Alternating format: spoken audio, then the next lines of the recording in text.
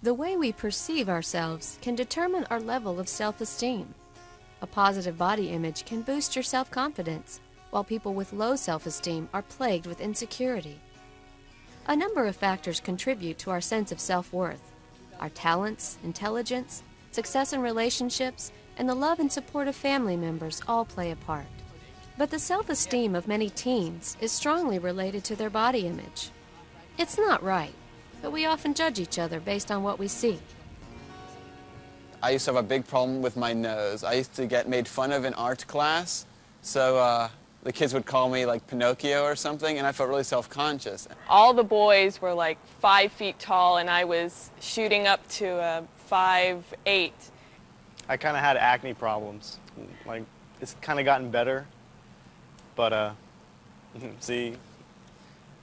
but you know, it really doesn't get me down, but I just wasn't really happy with my image and stuff. You know, it's like, I'm a big, walking, red, bumpy man. And they told me something about that my forehead was too big. And so ever since then, like, I've been really conscious about it, and whenever I think about it, I would make sure to put powder on it so it wouldn't shine, and, you know, so I wouldn't draw attention, and I didn't like to pull my hair up in ponytails or anything like that, because I thought, oh, that would just make it stand out even more. I've always been short and big-boned and kind of chunky. I was thinking about having a nose job or something. So I'm kind of shorter than the rest of my friends that are my age. I didn't like to be around guys because they made me feel like I was a monster. I was very insecure about my nose. A lot of kids said that I looked like a witch. So I never can have my profile taken in pictures, anything like that. If anybody sees my profile, I freak out. I've always had the problem of having a big chest, and it didn't matter whether I was thin or overweight. I've always had a big chest, and I can't help it, but people constantly make comments over and over.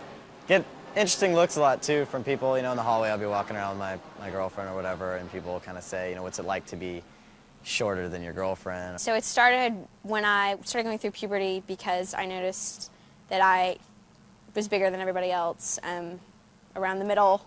I can't wear other cute clothes like all the other girls that have V-necks, because as soon as someone sees any of my cleavage, they go, oh, why are you dressed all slutty today? I wanted to do something about it. You know, I tried all, you know, the medicines and medications, and I washed my face, like even in the bathrooms at school. I was just like, oh. So, you know, nothing would work, and just really downer.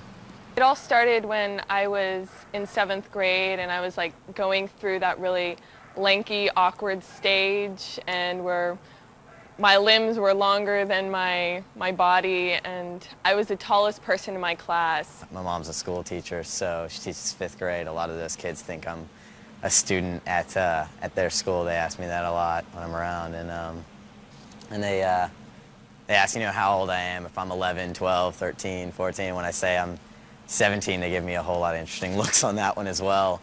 I keep telling myself, you know, image isn't important, but I can't get my mind out of that mindset of, oh God, what if someone's looking at me like if I come into a room and someone says, oh, look at that fat girl.